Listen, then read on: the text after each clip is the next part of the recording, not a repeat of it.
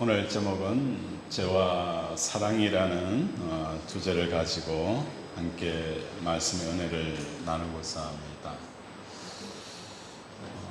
우리 김영록 집사님이 우리 교회에 오시고 나서 간암이 발견이 되어졌어요. 그래서 그 간암이 발견이 되었을 때에 원자력 병원에 가서 시술을 한다라고 이렇게 말씀을 하셨어요.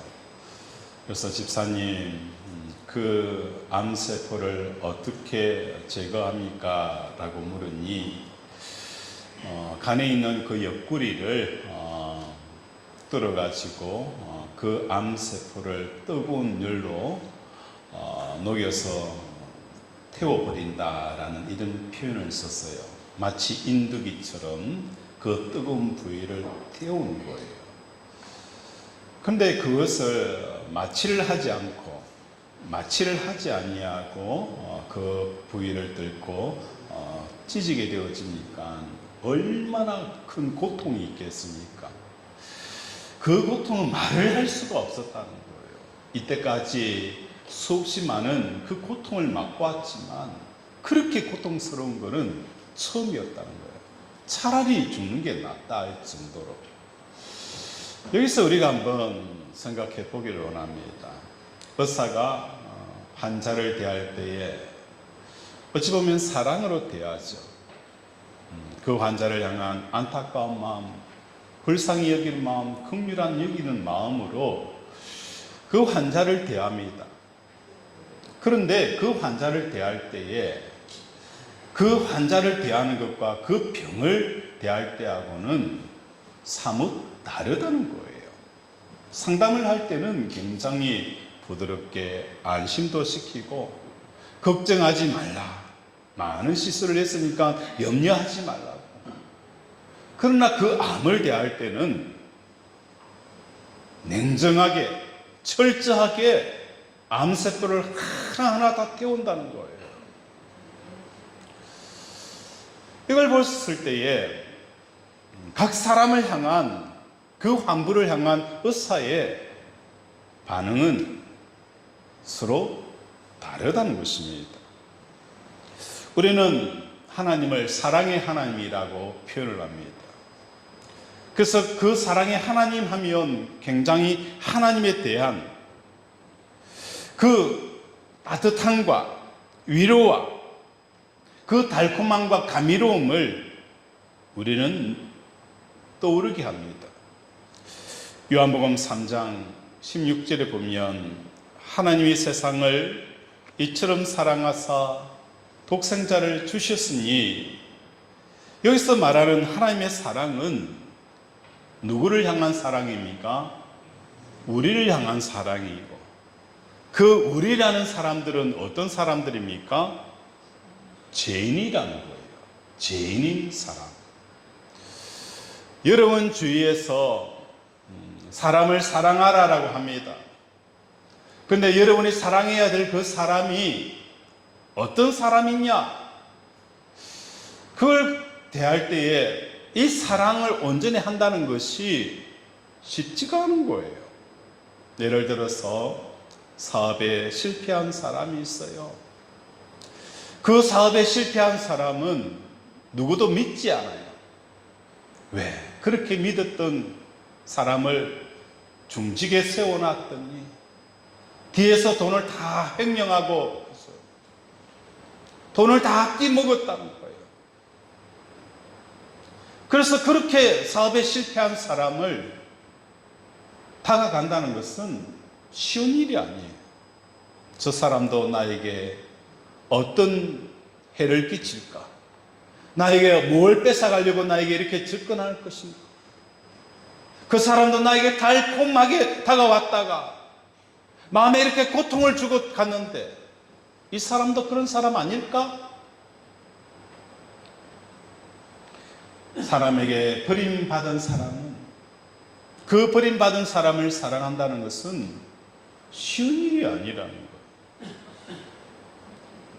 오늘 우리의 삶 속에서 하나님이 세상을 이처럼 사랑하사 그 세상인 우리는 뼛속 깊은 곳까지 죄로 얼룩져 있다는 거예요. 그 우리를 사랑하실 때에 그냥 남녀의 그 사랑한 로맨틱한 사랑이 이루어질 수 있을까? 달콤한 사랑이 이루어질 수 있을까? 꽃길 같은 그 사랑이 이루어질 수 있을까?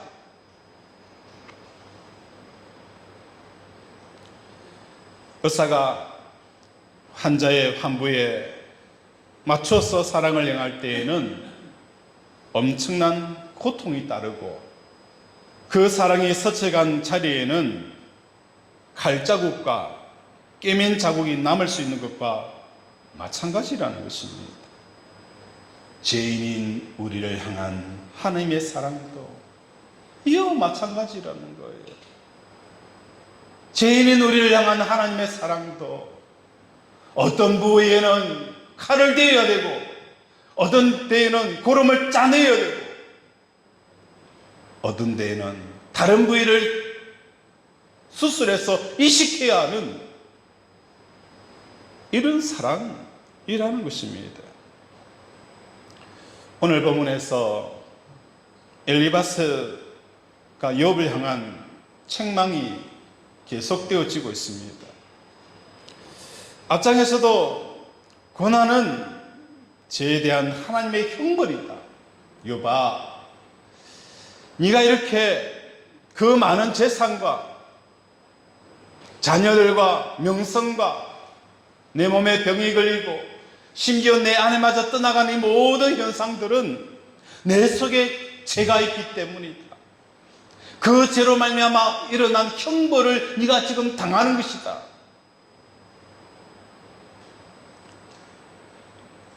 육 절에 보면 재난은 티끌에서 일어나는 것이 아니며 고생은 흙에서 나는 것이 아니니라. 원인 없는 결과가 어디 있겠느냐? 네가 이렇게 형벌을 받고 징벌을 받는 것은 뭔가 이유가 있기 때문이다. 불을 떼지 않으면 어떻게 굴뚝에 연기가 날 수 있겠느냐? 그것이 엘리바스가 욥을 향한 책망이었습니다. 욥이 당하는 형벌로서 재난에는 반드시 죄가 있다라고 말하는 것이죠. 그러나 기독교에서 생각하는 일반적인 의미에서 고난에도 많은 사랑 성도들이 오해를 하고 있습니다. 우리가 살면서 만나게 되는 수고와 고통과 어려움을 통틀어 우리는 고난이라고 일컫습니다. 예를 들어서 가난하고 궁핍한 것은 고난일 수 있습니다. 또한 육체적으로 몸이 피곤하거나 지치고 병들고 불치병에 걸릴 수도 있습니다. 사람들은 이것을 고난이라고 표현하죠. 사회적 측면에서 고난이 다가올 수도 있어요. 직장에 문제가 생기거나 상사의 그 관계가 틀어져서 부당한 처우를 받는 그런 경우 다 이것을 고난이라고 표현합니다. 그러나 형벌과 고난에게는 분명한 차이가 있습니다. 형벌이라는 것은 우리의 죄 때문에 주어지는 것은 맞습니다. 형벌이라는 것이 왜 형벌일까? 내 삶 속에 왜 그것이 형벌이 되어지는 것일까? 형벌이라는 것은 뭘 말하는 것일까요? 사람이 죄를 지으면 판사가 판결을 내려서 5년 이하의 징역, 그렇게 해서 모든 자유권과 모든 기득권들 다 박탈하여서 감옥에서 살아갑니다. 이 사람들에게 왜 감옥이 형벌이 되어집니까? 밖에 나가서 맛있는 것도 먹고 싶고 좋은 곳에 가서 여행도 하고 싶고 휴가도 즐기고 싶고 취미생활도 하고 싶고 그 모든 것을 다 뺏어가기 때문에 감옥에 있는 그 자체가 뭐 하는 거예요? 형벌이 되어지는 겁니다. 형벌이라는 것은 가장 소중한 것, 가장 소중한 것을 빼앗기는 이것이 형벌이라는 거예요. 사업이 망하는 것을 형벌이라고 말할 수 있을까? 사업이 망하는 것이 형벌입니까? 아니면 형벌이 아닙니까? 자녀가 먼저 죽는 것이 형벌입니까? 형벌이 아닙니까? 내 몸에 불치병이 생긴 것이 형벌입니까? 형벌이 아닙니까? 명확한 해답을 주지 못한다면 욥으로 올라가 봅시다. 욥은 그 모든 재산을 다 잃었습니다. 사랑하는 자녀를 한순간에 눈앞에서 사라졌습니다. 그 명예도 곤두박질 쳤습니다. 이 모습을 엘리바스는 욥아, 네가 죄가 있기 때문에 이 형벌을 당하는 것이라. 하나님께, 오늘 본문에서도 하나님께 회개하고 하나님 앞에 돌이켜라. 그러면 하나님께서 너를 용서해 주실 것이다. 그런데 욥은 형벌이 아니에요, 형벌이 아니에요 라고 답변을 하는 거예요. 누가 보더라도 이것은 형벌이라고 생각하는데 욥은 끝까지 형벌이 아니라는 거예요.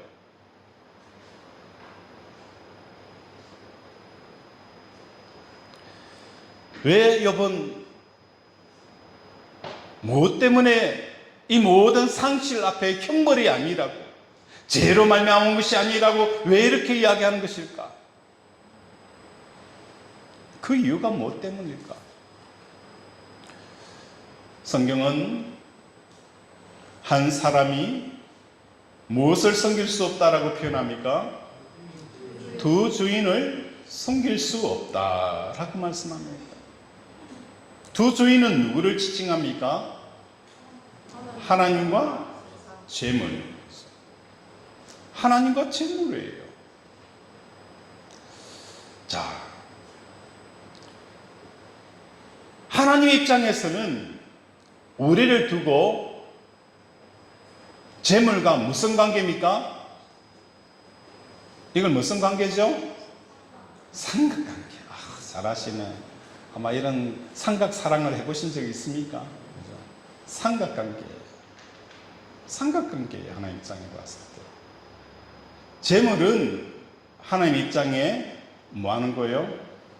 나를 향한 그 마음과 사랑을 뺏어가는 뭐가 되어지는 거예요? 하나님과의 경쟁자라는 거예요. 경쟁자라는 거예요. 욥은 이 모든 상실은, 엘리바스는 형벌이라고 표현하고 있지만 욥은 아니라는 거예요. 왜? 재산이 사라지는 것, 세상이 사라지는 것, 그러면 오직 남는 것은 누구밖에 없는 거예요? 하나님밖에 없다는 거예요. 오직 하나님만 영광이 되어지고 오직 하나님의 존재만 그려지는 이 세상, 이게 어찌 형벌이냐고.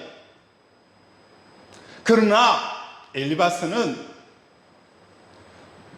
재산만 보이고 세상만 보이기 때문에 이 재물이 없어지고 세상이 없어지는 것은 형벌이라고, 극심한 고통이라고, 나의 가장 소중한 것을 상실했다고, 이것은 형벌이라고 표현한 거예요.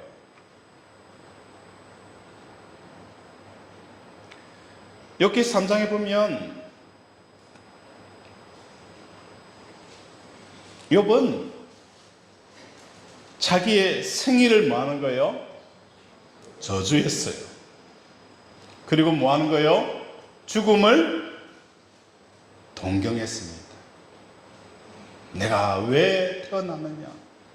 네 태어난 그 생일을 저주하고 차라리 이렇게 살 뺏어 죽는 것이 100배 낫다라고 표현하고 있어요. 욥이 허무주의자입니까?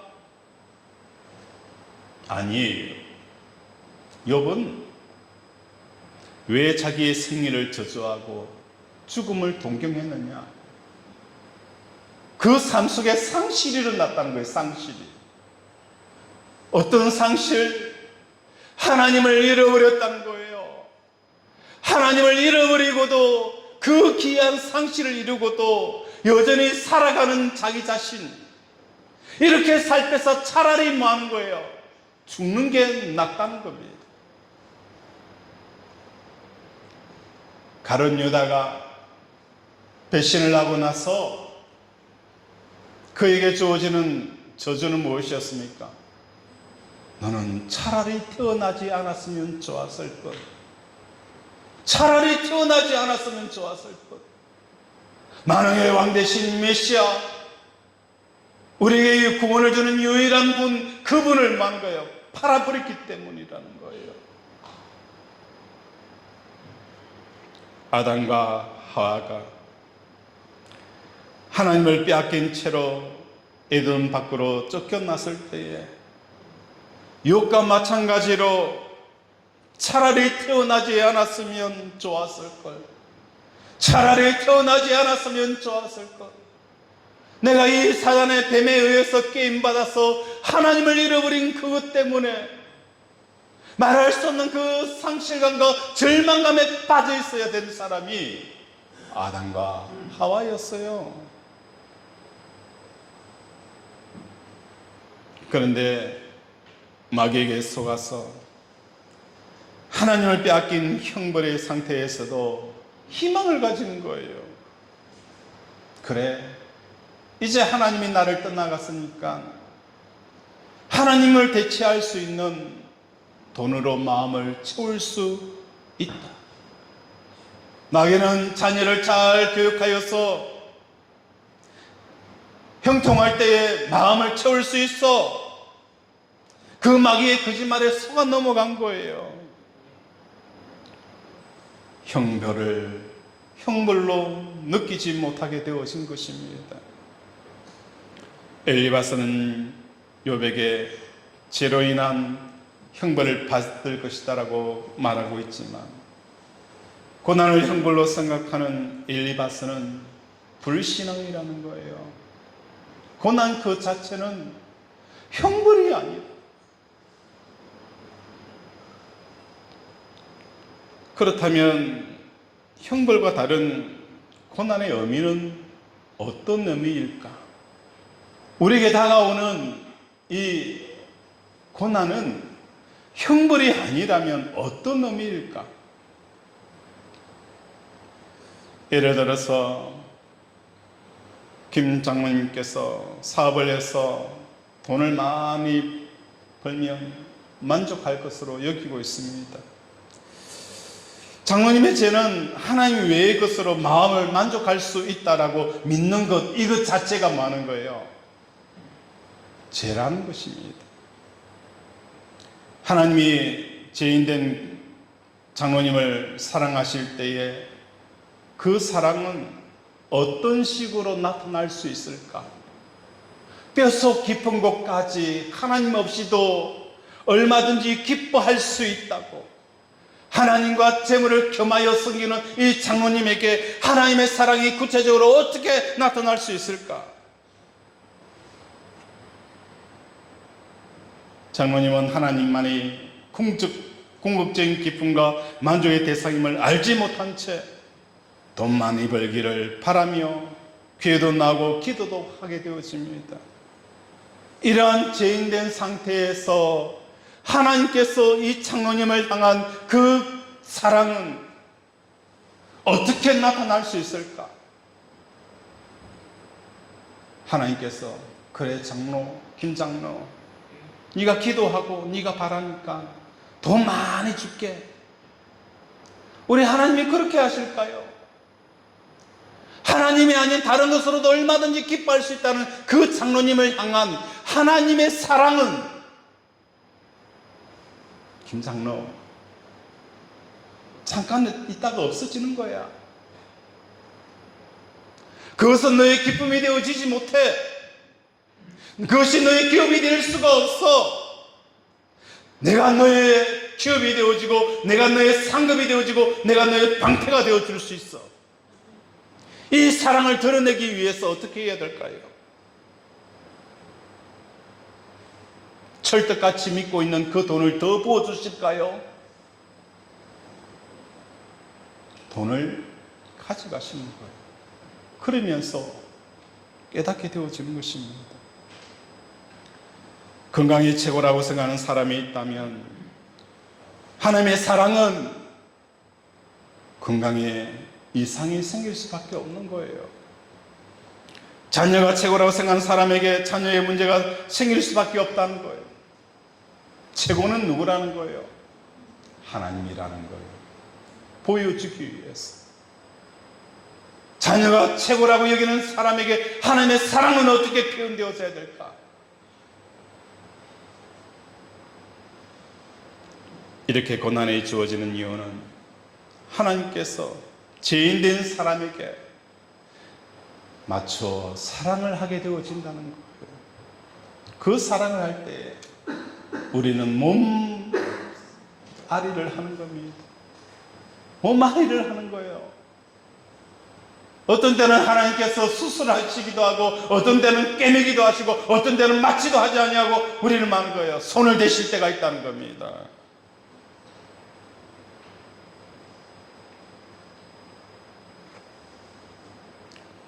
반대로 이러한 고난을 겪지 않는 이들도 있습니다.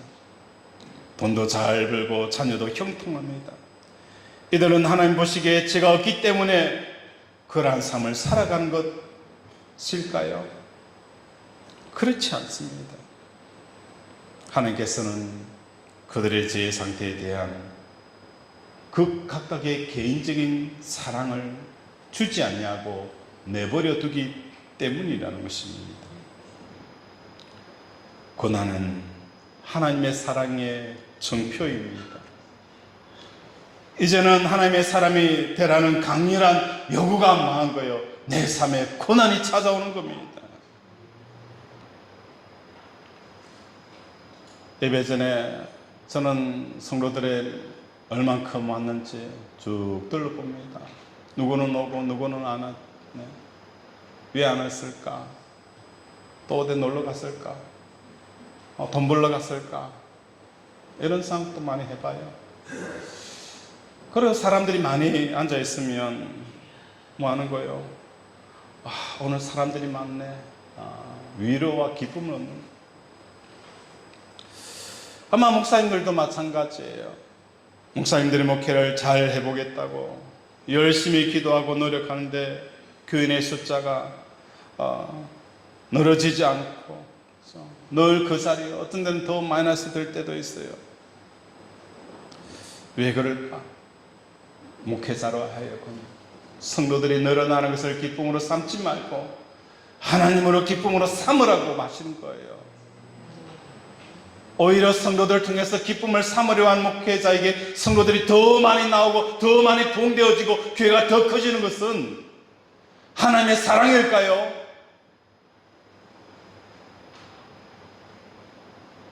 하나님께서 우리에게 요구하는 것은 다른 게 아니에요. 목회를 할 때에도 성도를 기쁨으로 삼고 목회하지 마라.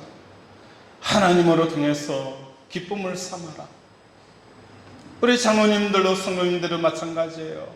사업을 할 때에 사업이 잘 되어서 그것을 기쁨으로 삼지 말고 사업이 잘 되든 잘못되든 상관없이 하나님만으로 기쁨을 삼을 때에 하나님께서 사업에 복을 주시는 겁니다.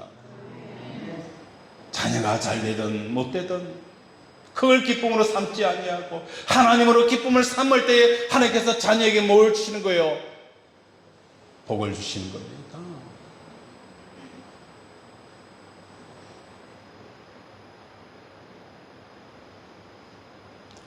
지금 여러분의 삶에 고난이 주어지고 욥의 재앙 같은 사건들이 발생하고 있다면 우리의 그 죄인됨, 하나님 외에 다른 것에 기쁨과 만족과 행복을 삼고 살아가고 있는 우리들을 향한 하나님의 맞춤형 사랑이라는 것을 깨닫는 저와 여러분이 되어지길 원합니다. 고난은 형벌이 아닙니다. 한번 따라할까요? 고난은 형벌이 아니다. 고난은 형벌이 아니다. 형벌은 뭐죠? 나에게 가장 소중한 것을 빼앗겼을 때 오는 그 고통이 바로 형벌이에요. 그런데 내가 세상을 살아갈 때 이 고난이 형벌이 아닌 것은 하나님만이 나의 뭐가 되어지는 거예요? 가장 소중한 것이라는 거예요. 너희의 보물을 어디에 쌓아두라? 하늘에 쌓아두라. 그곳에는 도적질 당하지도 않고 빼앗기지도 않는 거예요. 우리의 보물은 하나님이 되어질 때에 빼앗기지 않는 거예요. 그러나 그 하나님이 빼앗겼을 때에 그 고통의 심정을 우리는 예수님을 통해서 보아야 되는 거예요. 왕의 자리에 빼앗겼을 때 우리 예수님이 분통해 하던가요? 억울해 하던가요? 빌라도의 재판 앞에서, 억울한 재판 앞에서 그렇게 고통하던가요? 십자가에서 저주를 받아서 하나님 아버지와 끊어지는 것을 그렇게 고통스러워하였던 분이 우리 예수님이셨어요. 아버지여, 어찌하여 나를 버리셨나이까? 그 절규와 그 고통은 오병이의 기적을 통해서 왕으로 삼고자 하는 그 많은 백성들이 등을 돌렸을 때도 그런 소리 하지 않았어요. 3년 반 동안 같이 있었던 제자들이 배신 앞에서 그렇게 울부짖지 않았어요. 아버지와 끊어지는 그 고통, 욥이 자기 생일을 저주하고 죽음을 동경하였던 그 이유가 바로 여기 있다는 것입니다. 오늘 우리 사랑하는 권속들의 삶 가운데 고난은 형벌이 아닙니다. 또한 우리 제자 비전교회는 하나님께서 우리 각각의 개인에게 찾아와서 그 사랑을 드러내려 할 때에 우리는 뭐 하는 거예요? 하나님이 우리에게 다가와서 죄인인 우리에게 그 사랑을 드러내려고 할 때에 우리는 우선 솔선수범하여서 뭘 하는 사람들이 되어져야 되는 거예요. 세상을 기뻐하고 자식을 기뻐하고 사업의 성공을 기뻐하는 내 자신을 스스로 마는 거예요. 십자가의 죽음으로 하나님이 그 사랑을 드러내려고 찾아오지 아니하더라도 스스로 마는 거예요. 매일매일 그 사랑을 드러내는 우리 성도들이 뭐예요? 바로 저와 여러분이 되어져야 되는 거예요. 그래서 우리 제자 비전교회는 그 목적으로 세워진 겁니다. 제가 왜 십자가에 대해서 매일 죽으라고 이야기하는 이유가 무엇 때문인지 아십니까? 하나님이 그 사랑을 우리에게 드러내기 전에 우리가 먼저 하나님을 아닌 다른 것을 기뻐하고 행복해하고 만족해야 하는 이 삶들을 매일매일 십자가에서 죽음으로 하나님의 사랑을 온전히 드러내는 이러한 믿음의 공동체가 되어지기를 주님의 이름으로 축원을 드립니다. 말씀을 생각하며 함께 기도하기를 원합니다. 하나님, 오늘도 엘리바스는 모든 소중한 것을 잃어버린 것을 형벌이라 하지만 욥은 형벌이 아니다. 오히려 하나님만이 내 심령 속에, 하나님만이 내 마음 속에 가득 차기 때문에 영광의 하나님을 보는 것처럼 오늘도 그 영광의 하나님만을 볼 수 있는 이 삶이 일어나는 것을 형벌이라 규정하지 아니하고 오히려 하나님의 나를 사랑하는 사랑으로 고백하는 우리들이 되게 달라라. 이 시간 주여 삼창 부르면서 함께 기도합니다. 주여, 주여, 주여. 아버지, 아버지, 오늘도 욥이 그 모든 것을 잃어버렸지만 그것은 형벌이 아니었습니다.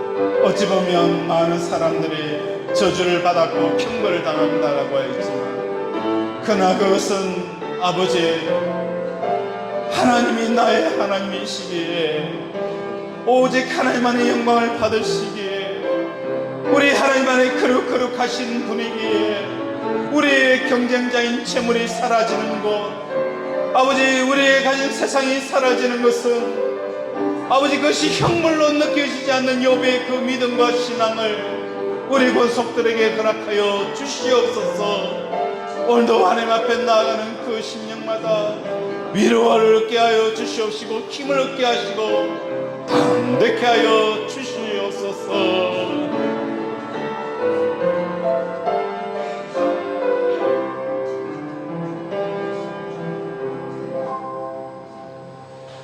하나님 아버지, 우리의 가장 소중한 것이 무엇입니까?